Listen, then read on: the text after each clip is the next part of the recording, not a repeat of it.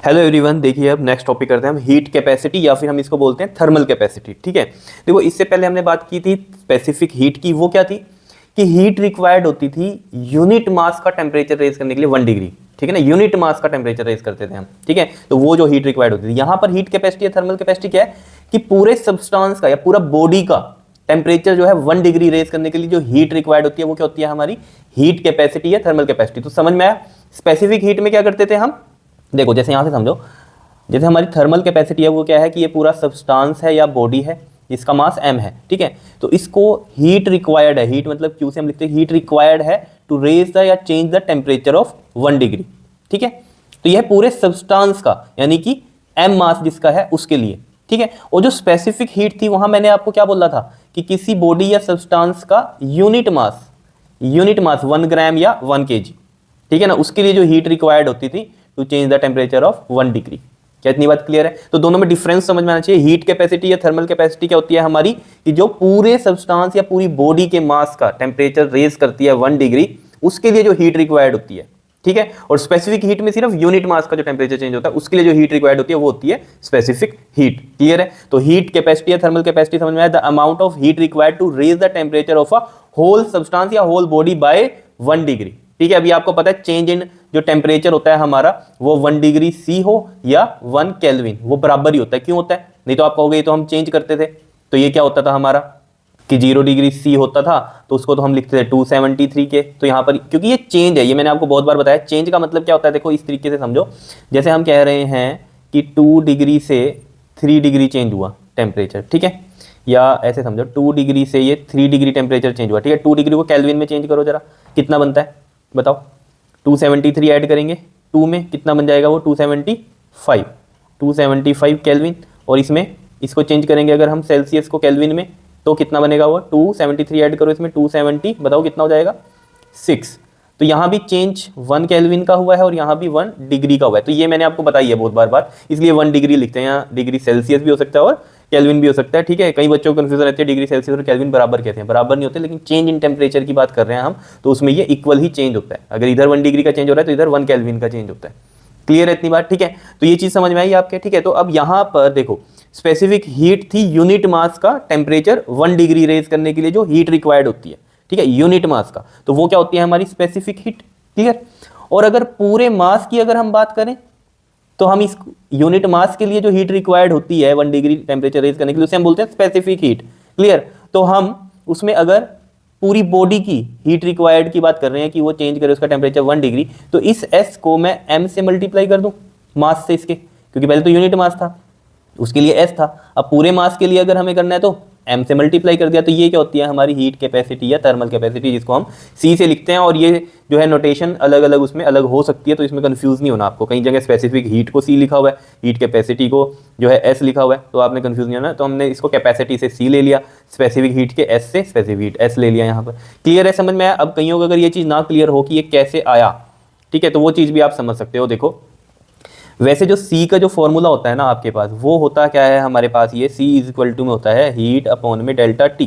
और हीट आपको पता है पीछे हमने स्पेसिफिक हीट में किया था MS डेल्टा T, याद है ना। Q जो है डिपेंड करता है मास पे और चेंज इन टेम्परेचर पर। तब हमने यहाँ पर इसका डायरेक्ट प्रोपोर्शनल का साइन हटाकर कॉन्स्टेंट लाए थे S that is specific heat, और ये M डेल्टा T। याद आया? कुछ दिखाई दे रहा है? ठीक है, तो वो MS डेल्टा T ये वाला है। ठीक है, और ये डेल्टा T यहाँ आ गया, इससे ये कैंसिल, तो ये C आ गया इस तरीके से। ठीक है, MS के बराबर। नहीं तो आप डायरेक्ट भी समझ सकते हो कि यूनिट मास के लिए जो हीट रिक्वायर्ड होती है to raise the temperature of 1 degree, उसे हम स्पेसिफिक हीट कहते हैं ना। तो यहाँ पर तो क्या है, ये पूरे मास का चेंज करना है टेम्परेचर 1 डिग्री, तो जो अमाउंट ऑफ हीट रिक्वायर्ड है तो उसमें क्या करेंगे हम, जो यूनिट मास के लिए थी कहानी जो पूरी की पूरी, उसको हम M से मल्टीप्लाई कर देंगे। तो यहाँ पर ये डेफिनेशन क्लियर हो गई हमें कि हीट रिक्वायर्ड है to raise the temperature of a substance by 1 degree. पूरे सब्सटेंस का तो हम M से मल्टीप्लाई कर दिया S को, क्योंकि S की डेफिनेशन क्या थी, सिर्फ यहाँ यूनिट मास के लिए थी कि यूनिट मास का चेंज कर रहे हैं हम टेम्परेचर 1 डिग्री, तो जो हीट रिक्वायर्ड होती है उसे हम स्पेसिफिक हीट कहते हैं। तो वहाँ यूनिट मास के लिए थी, पूरे मास के लिए तो हमने M से मल्टीप्लाई कर दिया। ये क्या आ गया हमारा, हीट कैपेसिटी आ गई। क्या इतनी बात क्लियर है? अब इसके यूनिट भी देख लेते हैं हम। SI यूनिट की अगर हम बात करेंगे तो क्या हो जाएंगे, M का तो क्या हो जाएगा हमारे पास kg। ठीक है, और S स्पेसिफिक हीट के जल्दी से बताओ जरा। स्पेसिफिक हीट देखो यहाँ से भी आप निकाल सकते थे, Q इज इक्वल टू में, देखो यहाँ लिखता हूँ मैं, Q इज इक्वल टू में क्या था, एम एस डेल्टा टी, तो S क्या था हमारे पास, Q by M delta T. Q का बताओ, अगर हम बात करें उसमें जो हमारा SI सिस्टम होता है उसके अंदर क्या होगा बताओ जल्दी से, जूल होगा, यही होगा, जूल होगा ना, तो जूल अपॉन में मास का केजी और इसका केल्विन, ठीक है ना, तो ये केल्विन में आ गया, ठीक है। तो यहाँ पर हम लिखेंगे इसका स्पेसिफिक हीट का जूल अपॉन में केजी और क्या है ये केल्विन, ठीक। केजी से केजी कट गया, क्या आ गया हमारे पास, जूल पर केल्विन आ गई इसके ऐसे यूनिट। CGS यूनिट की अगर हम बात करें तो जूल का क्या हो जाएगा, कैलोरी हो जाएगा, ठीक है, और केल्विन की जगह हम क्या लिख सकते हैं यहाँ पर, अपॉन में डिग्री सेल्सियस। क्लियर, ये हो गई यूनिट्स की बात। अगर हम डायमेंशंस की बात करें इसमें, तो देखो डायमेंशंस के लिए अगर हम बात करेंगे, डायमेंशंस में बताओ जल्दी से, देखो मास के तो आपको पता ही है क्या होते हैं, ठीक है, या इसको ना लेके ना आप यूनिट से निकाल लो यहाँ से, ठीक है। जूल पर केल्विन है ना, तो देखो जूल क्या है, एनर्जी के यूनिट है, ठीक है, तो एनर्जी के आपको पता है, या वर्क के क्या होता है, वर्क फोर्स इंटू डिस्प्लेसमेंट, ठीक है, तो फोर्स के होते हैं हमारे पास mL/T-2 और डिस्प्लेसमेंट हो गया L, तो कितना होगा ये mL/T-2 और ये है अपॉन में केल्विन, तो K आएगा, वो K से ही हम लिख रहे हैं यहाँ पर इसमें डायमेंशन में, ठीक है, तो वो ऊपर जाके -1 हो जाएगा। आ गया होगा समझ में ये, ठीक है, कि कैसे हमने डायमेंशंस बनाई है, जूल पर केल्विन से ही देखकर हमने इसकी बना दी। बताओ इजी है, ठीक है। अब बात करते हैं इंपॉर्टेंट क्या, वाटर इक्विवेलेंट। ये वाटर इक्विवेलेंट क्या है, देखो वाटर इक्विवेलेंट की कहानी को समझो। जैसे हम कह रहे हैं कि ये एक बॉडी है, ठीक, इसको आपने हीट दी टू रेज द टेम्परेचर या चेंज द टेम्परेचर T, ठीक है। अब जितनी आपने हीट इसको दी टेम्परेचर चेंज करने के लिए, ठीक है, उतना ही अमाउंट ऑफ वाटर आप लोगे। कितना वाटर लोगे, वो कि जितनी हीट इस बॉडी को दी थी उतनी ही हीट आपने इस वाटर को दी, ठीक है, और इसका भी जो टेम्परेचर है वो सेम चेंज हुआ जितना यहाँ चेंज हुआ था। मान लो 1 डिग्री का चेंज हुआ, 1 डिग्री का यहाँ चेंज हुआ, 1 डिग्री का यहाँ चेंज हुआ, ऐसे समझ लो, ठीक है। तो यहाँ पर इस बॉडी का जितना हमने हीट दिया, इस बॉडी को जितनी हमने हीट दी to change the temperature of 1 degree, उतना ही अमाउंट ऑफ वाटर हमने यहाँ लिया, ताकि जितनी हीट इसको दी उतनी हीट वाटर को देंगे और यहाँ भी 1 डिग्री का ही चेंज हो। क्लियर है इतनी बात या नहीं? अभी आपको समझ में आएगा इसकी जरूरत क्यों पड़ी। इसकी जरूरत इसलिए पड़ी, कई बार यहाँ पर इसका मास नहीं पता होता आपको बॉडी का और इसकी स्पेसिफिक हीट नहीं पता होती।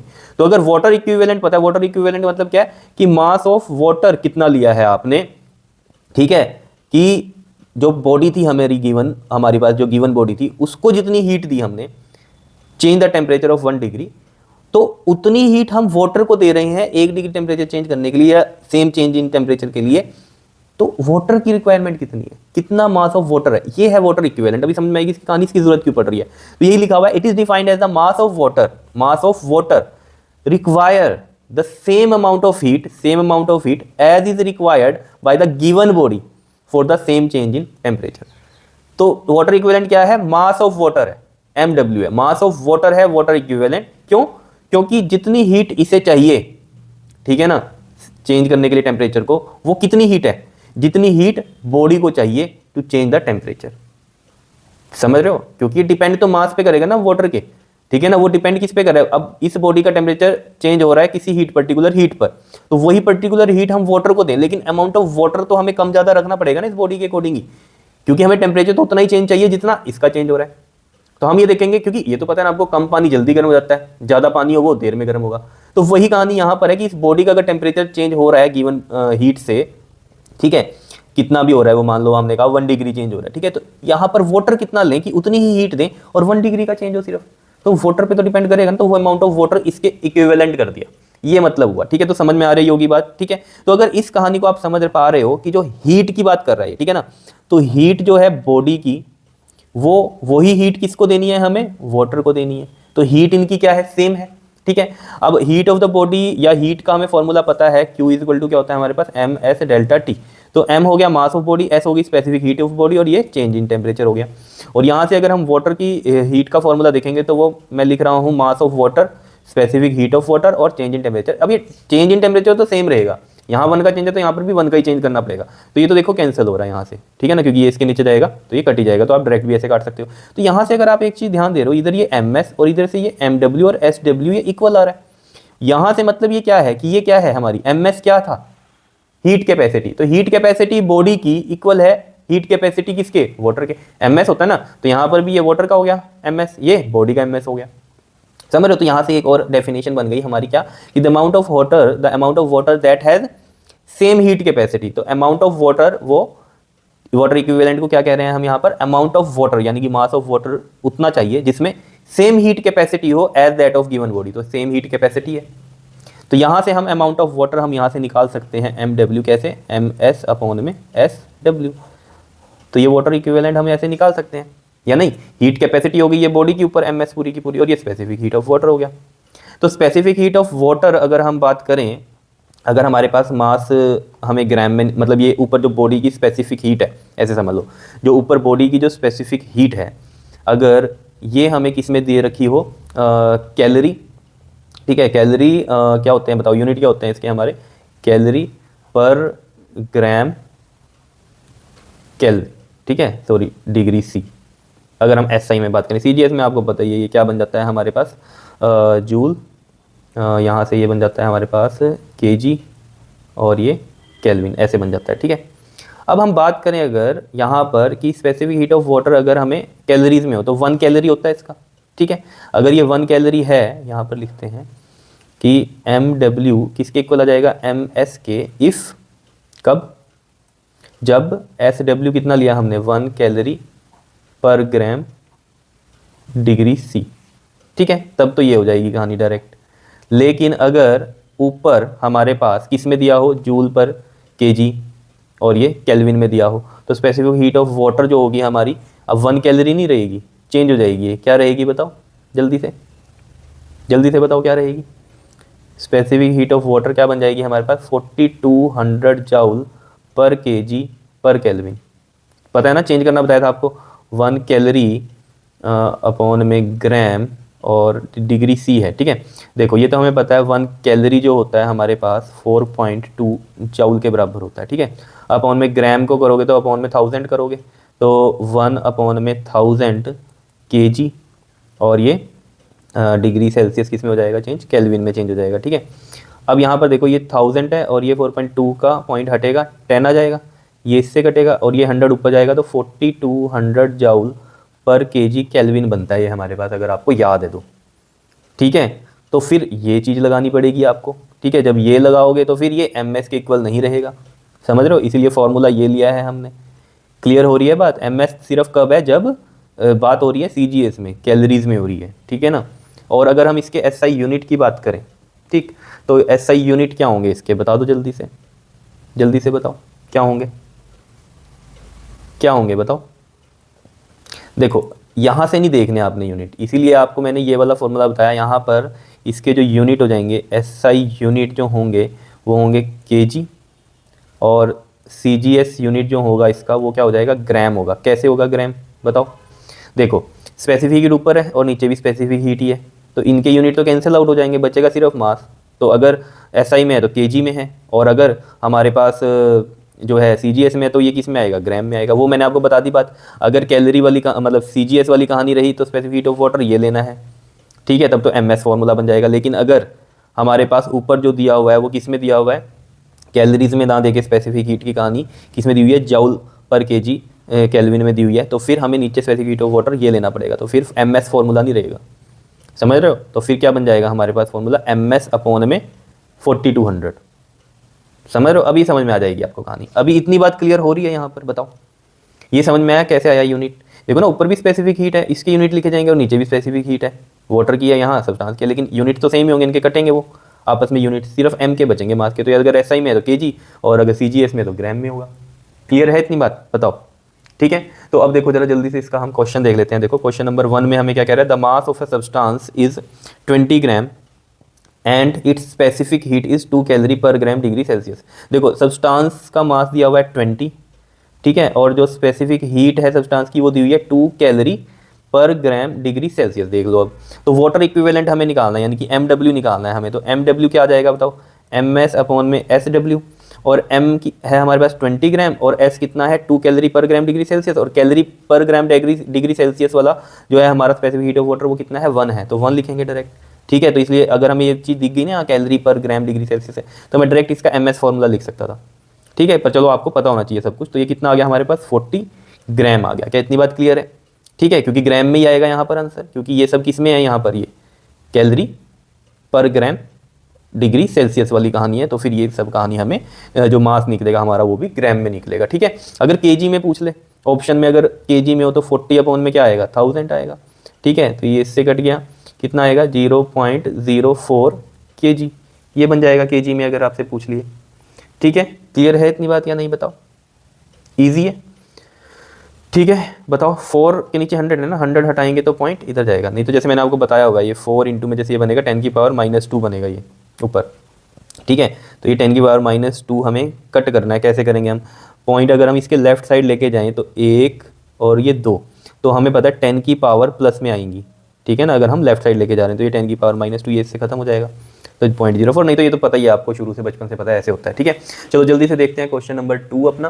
देखो क्वेश्चन नंबर 2 में हमें क्या कह रहा है, कहता था heat capacity of a substance is, अब देखो 8400 जूल पर केल्विन है, then find its water equivalent, ठीक है। तो देखो जरा सिंपल है ये भी, हीट कैपेसिटी दे दी इसने सब्सटेंस की, ठीक है। हीट कैपेसिटी सी से लिखते हैं हम, और ये क्या होता है हमारा एमएस होता है, तो इसको इसने डायरेक्ट कितना दिया हुआ है 8400 दिया हुआ है जूल पर केल्विन, ठीक है। वाटर इक्विवेलेंट आपको निकालना है, यानी कि एमडब्ल्यू आपको निकालना है। तो एमडब्ल्यू का फॉर्मूला आपको पता ही है, क्या होता है बताओ, एमएस अपॉन में एसडब्ल्यू। तो एमएस की वैल्यू तो हो गई 8400, लेकिन ये किस में है, जूल पर केल्विन में, जूल पर केल्विन में है, तो एसडब्ल्यू भी आपको जूल्स में ही चाहिए, तो वो कितना होता है आपके पास 4200 जूल पर केजी केल्विन, ये होता है। यहाँ पर देख लो, बताया था मैंने आपको ये, ठीक है। नहीं पता तो पिछले लेक्चर्स में देख लेना, आपको अच्छे से बताया होगा ये स्पेसिफिक हीट ऑफ वाटर की कहानी, जब जहाँ मैंने समझाई हुई है आपको, ठीक है। तो ये आ जाएगा यहाँ पर, कितना आ जाएगा ये 4200 आ जाएगा। समझ में आ रही है बात या नहीं, बताओ, ईजी है बिल्कुल ही, ठीक है। तो ये इससे कट गया और ये 2 आ गया। अब ये जूल पर केल्विन में था सब कुछ, और ये केजी में था ना स्पेसिफिक हीट ऑफ वाटर, देखो ऐसा ही सिस्टम चल रहा है, यानी कि तो ये 2 kg आंसर आया, क्या आया है 2 kg। क्लियर है इतनी बात या नहीं, बताओ। अगर ग्राम में ऑप्शन में हो तो आप 1000 से मल्टीप्लाई करोगे तो कितना आ जाएगा, ये 2000 ग्राम आ जाएगा, ठीक है। तो ये भी आप लिख सकते हो। क्लियर, जल्दी से आ जाओ क्वेश्चन नंबर 3 पर। देखो क्वेश्चन नंबर 3 क्या कहता है हमें, कहता है 2 spheres are made of same substance have diameters in a ratio of 2:3। देखो 2 स्फीयर हैं जिनकी रेशियो दे रखी है डायमीटर्स की, कितनी 2:3। To find the ratio of heat capacity, यानी कि C1/C2 हमें ये फाइंड आउट करना है। क्लियर है इतनी बात। तो ये कैसे करेंगे हम, देखो अगर आपको ध्यान में है C1 और C2 यानी कि हीट कैपेसिटी क्या होती है हमारे पास MS, तो MS ये M1 ये S1 ये M2 और ये S2 हो जाएगा, ठीक है।